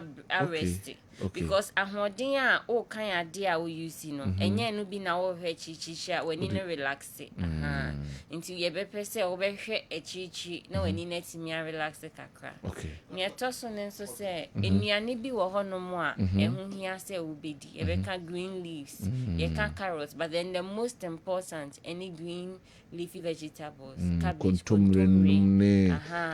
lettuce na wura dia brofo pemu a spinach ne kale nti ni nyina dia eboani the other thing nso say se ukra ade sharp a etimi wa wani ye wo instances a obi ne ni nua di agwa na obi ye bibi kra wato ne nsa ukra pen chop na woni nti obe make sure say ade sharp bia no enya ade a me kasa na me toto me nsa na ade sharp kra me time bia no obe make sure say we protect it when all right what another question yeah na me go say the effect of a mobile phone and computer lights yeah as I say na ni si so sa how am to say anti light no per se any problem obi ohonoma na oye photo sensitive nti ono no de ohwe screen no a light ne ha no ne enye ne se bia eho nyina yesum na o light ne ka dim na wo force se wo behwe enye sa de anka phone screen TV screen light na anka sa de enye problem ti esum na ewo ho no se bia ye dum light na wo shemu now for say no ye bad you go school na mo can be okay we some point and I said nititu wo phone any screens ne ho ne emre dodo a wo de hwe phone ne so any asomosi se wo si ho an se wo si ho ne ma me foi bibia obe bia ye be ka se wo phone a wo ti hu ntina wani ne ya o sa na wo ti yo ya all right so what say screen say bia PCC na a year distance na esa obey such things no anything because screen here can be least distance of distant vision because the science of one so they say bia koye electronic how close are we supposed to be to computers, television and mobile phones and the rest?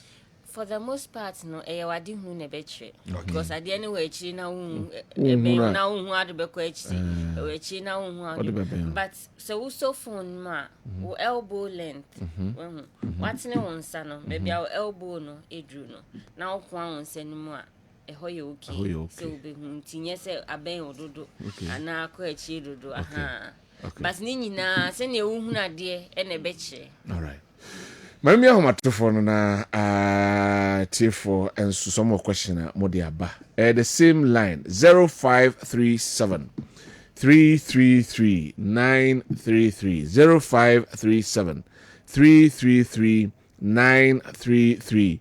Oh, question. Emma a year ophthalmologist here, a wahaya na wababusa. Mpacho enya manyosem, Mr. Yeah, health, me pacho pi. Right. Hello. Hello. Good morning. Good morning, sir. So, maybe problem me want to say me the enemy or why na say and I met the benya and I many if so but I don't know say a problem and I say be a madanya internet is Okay. Now, within the same opening. but your friend me man because every book room. You, ima ombe you ano why? Yampiki be for be enka ho. Na omo you ano. Ono so ne dia no no. Se odanya ne ana chese ne no pronuncio sa. Hello? Hello? Hello. Good morning. Good morning. Me pa je frosing. Mama. Man ba jo minte we o so dia ne dia he. Acho mani. Wani no eye dia. Mani na yifi. Ebe da so na. Na ono pa. Na ju fita. Na mede. Mente won kayi. Mente won kayi. O so dia na da so. Hey. Hello? Hello. O so dia na da wani ne so. Ayi bibi fita. Bibi fita bi da so. Ai. Okay. Na mani na yifita. Wani ne so ayi fit. Okay. Mate.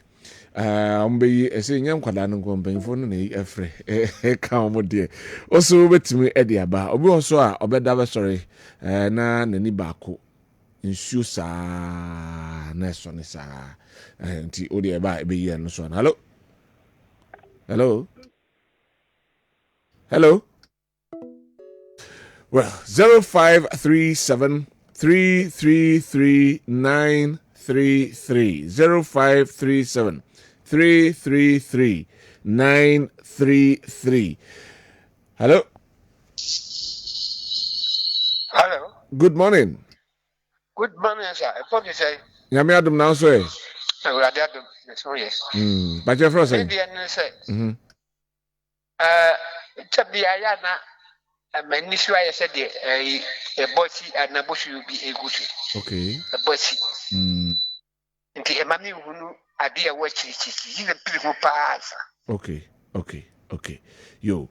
Obeni obe you ano why? Me pick be one corner for me answer no answer na. Ya ba abeto so. Hello. Hello. Good morning. Good morning, sir. If I just first opening. From Ernest.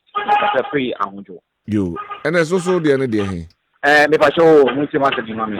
Me ba makora mo wono se wanya 1 year 4 months. Na omo na bra ma me wo 30 days no. Me won se na nani kusuya na won se ani kusuya ne de no e black na wo so no. Na I 30 days no na de no I started dane. Kaka I say black and I say ash we said I want a pure black. It's after 40 days now or then go weighing before this time. And then you now fit a bedaso. And I'm rushing I'm going to come from Fanachi. Almost in about 1 month I feel I'm so made any surgery. Or my surgery, but still now white head up in the sun. Okay. But because I also any canteen. And I sound so I can keep sending it about what you to I am doing. All right. Yen fancy hana mintie me doctor see. The first caller no say or that best sorry na ni eprunsu. Nti adeba ko ne say eni eprunsu no nema bebre na adeba. Se na yedi kan no eni no e parts bebre na parts biane de na yare etimi affecting us so ne nkeka ho. Intimi nka say bia yare we na eye no. But a problem. A problem, yes. Okay. Ne pape usually na sa na na ocular surface no eni no surface no na problem if we ever usually pan na ye be dry ice and then they decide never now so any dry ice and kwa and we beba if we be blepharitis nyema be brave bit me ama we need apunsu it is alcohol no de enka ebeboa no say obeba confanoche and obeba hospital bia or trust ophthalmologist for na ye die fidi ahwe nani eno na ebema ye hu say we na ye but any problem I intimi so ano all right sometimes any sooner cry ni drainage no and I na problem abem niam be breathe me de any punsu eba it's your bar bibia be okay all right na second one no so Anti media omo colors ni nyina omo anu bebom okay omumra mint na ha enka se e na ye wa na se b na ye okay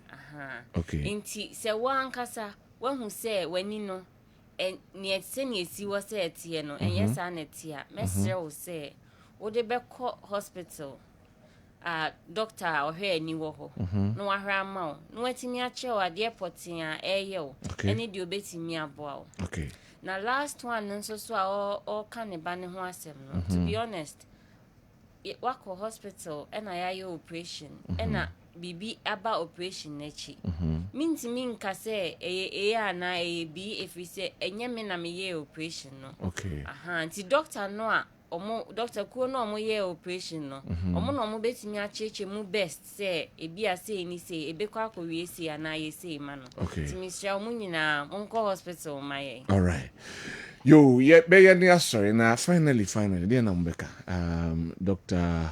Penamai Poku H nti a message to everyone parents and children and said doweni na do manani love your eyes and love that of your children eyes. Okay the message I didn't if you have somebody to love your eyes yes. Anyway yo okay me that's it me senior colleague akani nyina I mean this year the agent so no say do weni na do manini na say who any problem the mechanic say to me can bra hospital near shema because we ni huna dia ese nyama bebre inti to me can bra near shema ni nemo all right Meda Dr. Penamai Poku H and afi Dr. Joel Otiamankwa ophthalmologist our eyes our Confanoche Teaching Hospital eye clinic and when a World Sight Day and omni bedin komo etreda so doweni love your eyes so I'm going to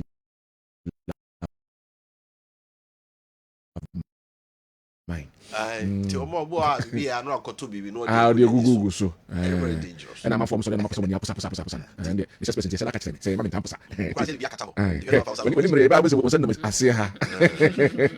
anyway thank you very much for passing through and educating us right over yes sorry yes sorry now Ghana near Santa tomorrow is another day my wishes special happy birthday we come Henry Amiyao